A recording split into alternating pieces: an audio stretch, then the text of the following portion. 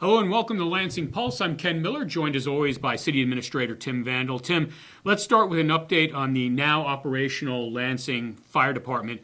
So how has this new department integrated into the city government structure? And I guess this is going to sound more theoretical, but like how are they integrating into the city's culture? I would say very well. One thing to keep in mind, we've been kicking around this transition for several months.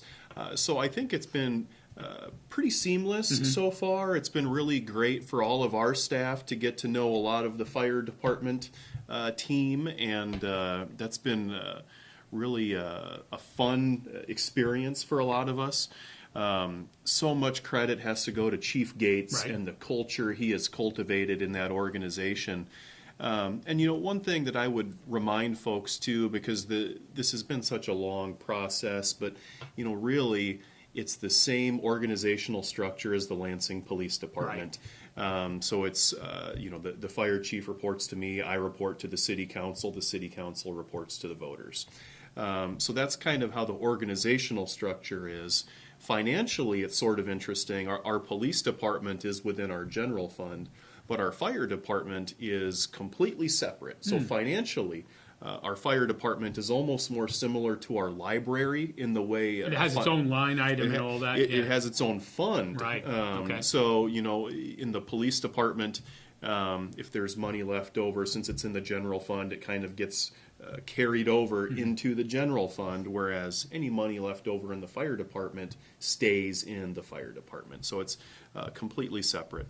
But, again, just the integration of the fire department and their staff has just been so seamless, and getting to know Chief Gates has just been, for me, an unexpected pleasure.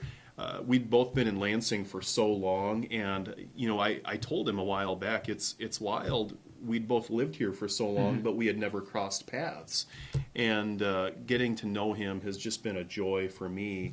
And I think all of our other employees have really enjoyed getting to know him too. Despite the fire department having its own fund per se, our finance department is still administering all of their financial needs, correct? Yes, absolutely. Okay. Yes. All right. So how about an update on a potential new housing development? And we've seen this at city council meetings. I think our planning commission has now got it within their purview. But there's a potential new housing development to be built in phases, and this would be in the southern part of town off of East McIntyre Road. So I guess the question is, where is that project in the pipeline? So, I mean, we've received like conceptual layouts and things like that. As of last week, I'm not aware of us receiving a preliminary plat or anything like that. So, I mean, it's still pretty early in the process. And the other thing that I would remind people too, because there were residents that had a lot of questions about it, when that time comes, when the preliminary plat is received, when the final plat is received, residents in that area are going to be getting letters just saying, hey, this is on the agenda for the Planning Commission meeting. But the conceptual layouts we've received so far call for about 400 new homes, and there would be 3 access points to this subdivision. But the other thing that I would remind people too, because I think at that city council meeting there was a lot of misinformation thrown around. I think they would only be building maybe 50, 60 homes a year. It's not like people would flip on the light switch and January 1st you'd see 400 new homes. Probably 50 to 60 new homes a year. So, I mean, the whole build out would maybe take 6 to 7 years, and they would be building it from the west to the east. Okay. So a lot of the people who expressed concern, the phases that would be closer to them would be some of the final phases. Right. So building from K7 moving east. Moving east toward K5. Right. So, I mean, a lot of those people who expressed concern about that, some of them would see the areas closer to them, maybe 2030, 2031, possibly 2032. But also, I think maybe one other thing to keep in mind, the years kind of depends on how fast the homes sell. Right. And that's dependent on so many different things economy, that we don't right, have control right, over right. in the economy. So, maybe that 50 homes a year turns into 60 if they're selling really quickly. Maybe it turns into 40 if they're not selling it as quickly as possible. A few other things with that too. Most of the lots, I believe, call for 50-foot wide lots, and that's a little bit tighter than most folks in Lansing are used to. So I think that will be, that'll be different from most of our existing subdivisions. But there are a handful of 50-foot lots in town right now. Not a lot, but there are some of them. So that's one thing that will be kind of unique to this subdivision. The other thing that I think is a focal point for this project, when we did a housing study a year and a half ago, when we did the City Council strategic work session last year, reasonably priced housing was so important to the City Council. Number one priority, It was Yeah. the number one priority. Yeah. And the City Council, I think, has received so much feedback from people saying, hey, I'm a police officer here, and I can't live in the community where I patrol, or a teacher who can't live in the community where they teach. Right. I think I looked at Zillow this morning, and out of all of Lansing, there were 3 houses for sale. I mean, there's literally hardly any homes for sale. So getting new housing and reasonably priced housing was so important to our City Council. One of the ways to do that is tighter lots, but also this new state program called the RHID, that's the Reinvestment Housing Improvement District. And it works kind of like a TIF district where the increase in property taxes goes into a separate fund that is then rebated back to the developer. And they can use that money for roads, sewer lines, storm sewer, curb and gutter, water meters, Right. all of these things. And so that increase in property taxes that goes to offset the infrastructure costs, that's how they're able to lower the end housing costs. And so, you think about new housing in Lansing recently, most of it has been around $400,000. A similar subdivision in Spring Hill right now that the same developer is working on, low 300s. So it's a way to make housing more affordable for people. And these are newer homes, not as wide as they used to be. They're a little bit deeper, but they're newer homes, usually I think around 1,400, 1,500, 1,600 square feet for low 300s. I think that would be a win for reasonably priced housing in our community. But I guess, again, it's worth it to say, this is a multi-step process, and we are still very early in the process. So, but that's kind of what's going on. They're working on an engineering study right now, the traffic impact study, trying to figure out what a subdivision like that would do for that McIntyre corridor. And I think they're also trying to analyze the drainage in the area too. So a lot's going on, but I don't believe it's been set for a planning commission meeting yet. Okay. All right. I had a chance yesterday, and we're recording this on January 31st, to drive up West and down West Mary Street. And it looks different, certainly, than it did a year and a half ago.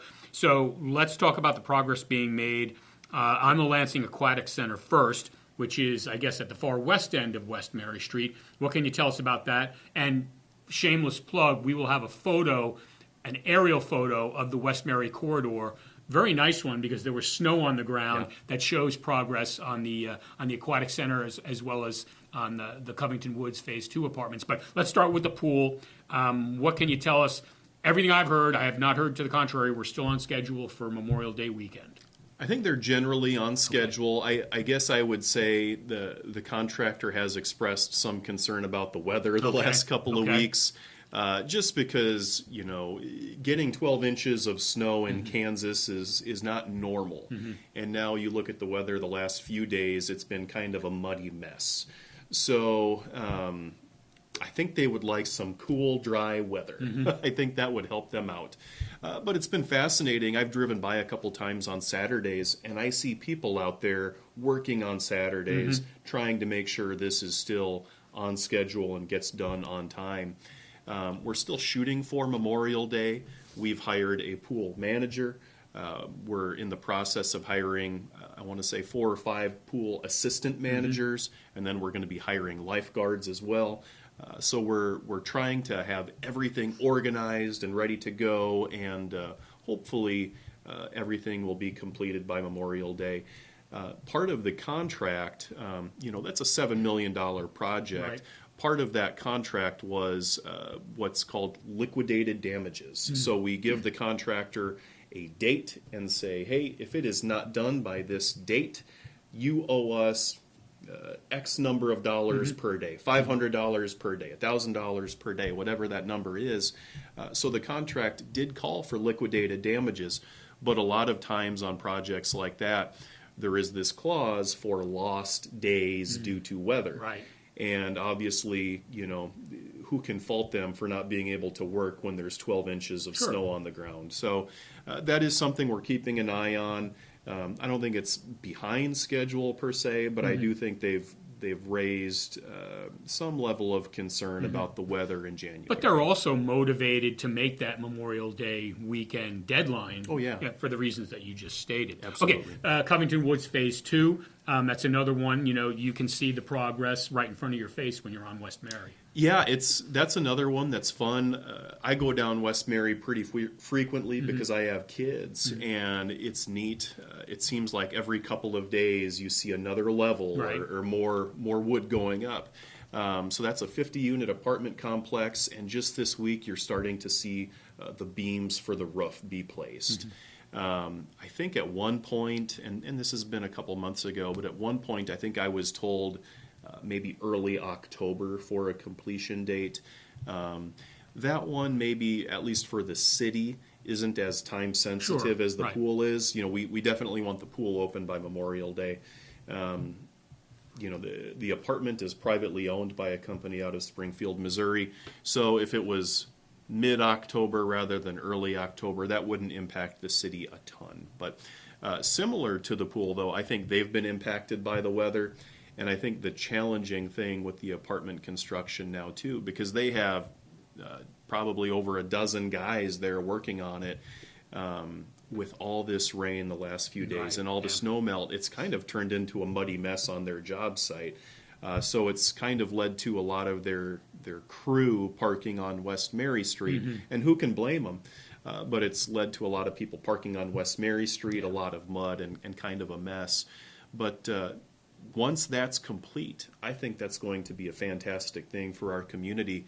I think that's going to be, if it's 50 units, you think that's probably 100 to 150 new residents in Lansing, new people shopping at our businesses, new people pumping gas, new people registering their kids for school. So I think that's going to be a real positive once it's complete for our community. Yeah. All right, and let's keep it with infrastructure as the topic. Lina Weaver just started. Lina Weaver Construction just started some work on a sanitary sewer upgrade, and again, that's hard to miss too. It's over by Center Drive. It's kind of the north end of Center Drive, town center proper, I guess. What will this sewer project, when completed, allow us to do? I think from a capacity standpoint, maybe it helps out a little bit.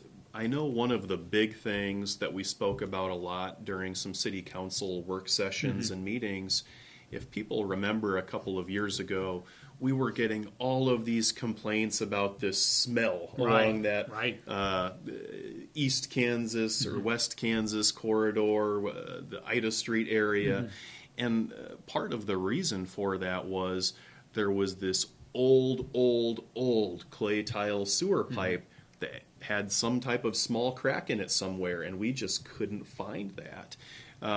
This project, I believe, replaces some of that old clay tile pipe that's been in town since probably the 1950s.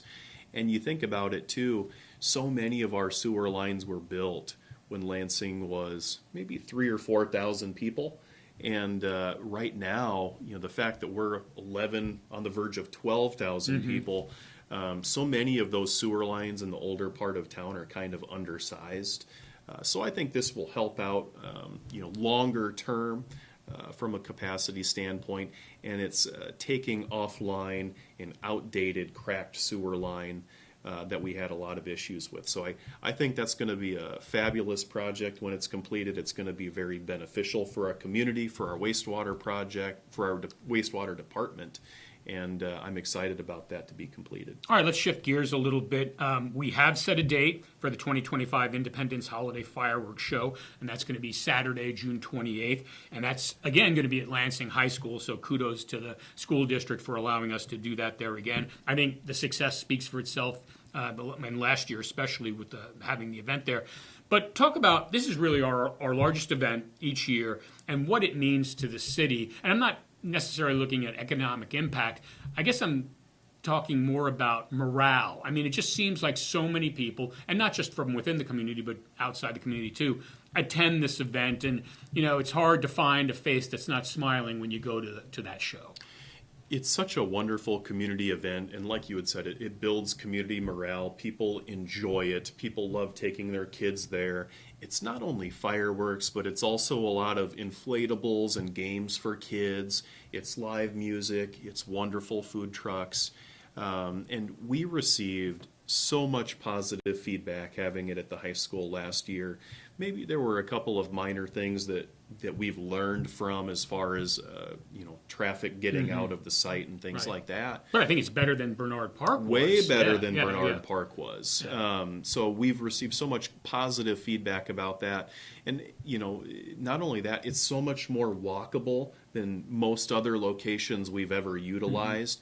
And then not only that, too, the thing that's nice about having it at the high school, if there is someone who wants to view the fireworks but maybe doesn't want to go out there and they just want to sit on their back porch and have a glass of wine and watch the fireworks, since it's at the high school, you can do that now more so than you could when it was out more residential surrounding it, right? More so than you could when it was out at Bernard Park. Yeah. So I think that's a huge benefit of having it at the high school too. Like you had said, just huge kudos to the Lansing School Board and School District for allowing us to have this community event there. I think, again, I think our residents like it there. It's more walkable. It's better visibility. So I'm excited about this. I'm excited to take my kids there to play all the games. Should be a wonderful event. Yeah. So lastly, shameless plug number 2 for this recording. Joshua Gensler, who is our Community and Economic Development Director, as well as myself, have started a project, and it's a podcast. I mean, I think a lot of people now know, after maybe sitting through 5 or 10 podcasts, this is kind of a big thing now. Everybody's doing a podcast. Well, we're jumping on board too, and this podcast is focusing mainly on economic development stories, the successes we've had. We're bringing in guests as well on this to talk about not only how the city views it, but how some of our developers view it, how some of our realtors view it. But I'm sure we will have Tim Vandall on that podcast at some point. But I think you've gotten a chance to listen to it a little bit. Yeah. I mean, I know you're probably skewed towards being very favorable because I'm one of your favorite people. I understand that. But what's your impression after listening to some of the initial podcasts? I've listened to the first 2 episodes, and I loved it. Just really positive light on the good things that are going on in Lansing. And I think sometimes maybe our residents don't see some of the things that are going on behind the scenes, new businesses that maybe you drive by dozens of times but maybe don't notice. So I know, you and Josh talked about, Victory Clinic or Hot Works and things like that, all of these businesses that maybe our residents don't know about. But at the same time, the people who operate those businesses have invested probably tens of thousands of dollars to come to our community, have employees to renovate buildings. So I think, myself included, sometimes maybe you get so focused on new construction, but in reality, so many businesses take place in established buildings, and there's oftentimes pretty expensive renovations to get them up and running. So I thought it was a terrific podcast. I'm excited to. I haven't heard the one with Lisa Hack yet. Right, from LCDC. I haven't heard that one yet. But I'm excited to hear more, and I think anything that we can do to get information to our residents, get information out in the community, but also to market ourselves to the rest of the Kansas City metro, I think that's a positive. I know, not only were we posting this on the city's Facebook page, but I saw links to it also on LinkedIn and things like that. Yep, and our website as well. And our website as well. So just a wonderful way to get the word out about great things happening in Lansing, some of our great new businesses, and to kind of market ourselves and toot our own horn a little bit. Yeah, by the way, the name of that podcast is Thrive Lansing, Kansas. There are links all over the place on the website, as Tim mentioned, on our social media pages. You can also search for it on Apple, Spotify, all of your podcasters of choice. So please look for that. Share it, like it, and as Josh likes to say, podcasts live and die by how many times they are listened to. So we're trying to build an audience for that. All right, I've been speaking with Tim Vandall. He's the city administrator for the city of Lansing. For Lansing Pulse, I'm Ken Miller.